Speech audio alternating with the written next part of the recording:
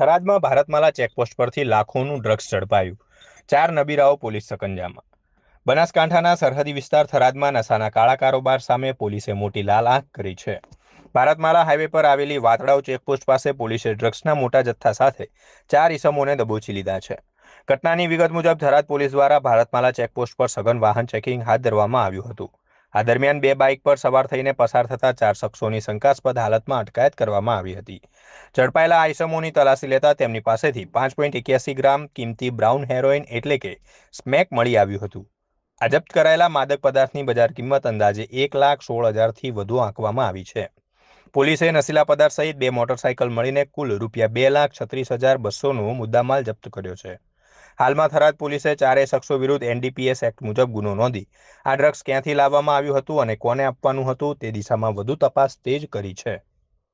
Tharad police વિસ્તારમાં આવેલી વાતળાવ અને ખોડા બંને ચેકપોસ્ટ ઉપર 24/7 સતત વાહન ચેકિંગ કરી રહ્યા છીએ।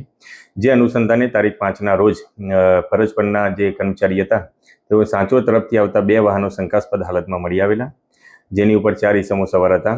તેમની પાસેથી માદક પદાર્થનો જથ્થો મળી આવતા NDPS લગતનું રેડનું આયોજન કરવામાં આવેલું, જેમાં FSL અને સરકારી પંચો રૂબરૂ ઝડપી તપાસ કરતા તેઓની પાસેથી બ્રાઉન શુગર કે જે સ્મેક કહેવાય છે તે 5.81 ગ્રામનો મુદ્દામાલ કબજે કરવામાં આવેલો અને જેની કિંમત છે 1,16,200 અને ટોટલ મુદ્દામાલ ₹2,36,200નો મુદ્દામાલ કબજે કરી 5 ઇસમો વિરુદ્ધમાં ગુનો રજીસ્ટર કરવામાં આવેલો છે અને 4 ઇસમોની અટકાયત કરવામાં આવેલી છે।